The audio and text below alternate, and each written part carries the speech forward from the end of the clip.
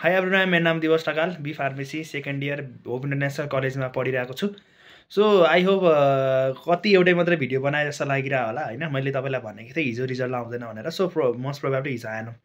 So अब अहिलेको scenario यताउति हेर्दाखेरि पनि के देखिन्छ, अफिसियल न्युजको आधारमा अनि एमइसीले के भनिरह भन्दाखेरि तपाईँहरूको रिजल्ट आज बेलुकासम्म आउने, आज बेलुकासम्म। किन भन्दाखेरि तपाईँहरूको रिजल्ट जहिले पनि राति नै आउँछ है, जहिले पनि राति नै आउँछ। के सिस्टम हो किन हो त्यो तपाईँलाई थाहा भएन, राति नै आउँछ। यदि तपाईँको 6, 7, 8, 9 बजीसम्म आएन भने चुप्पो लाग्ने, मजाले सुत्ने होइन।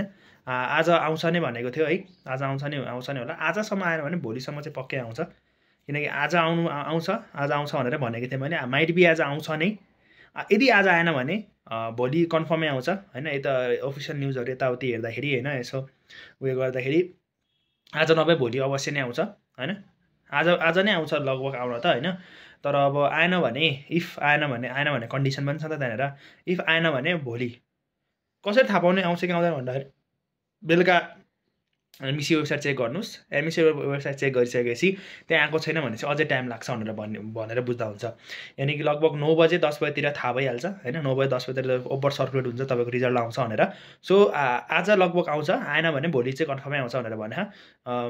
अब योभन्दा नि बढी अब अफिसियल न्युज अब एमइसीले यति भन्दा नि भएन भने चाहिँ अब एमइसीको झुर हो भनेर बुझ्ने हो। सो आज आउँछ नभए भोलिसम्म चाहिँ कन्फर्मै आउँछ भनेर नि बुझ्ने। सो त्यति बेरसम्म मजाले है चिलमा बस्नुहोस्, त्यसो टेन्सन नगर्नुहोस्, ओभर थिङ्क नगर्नुहोस् है। Thank you for watching.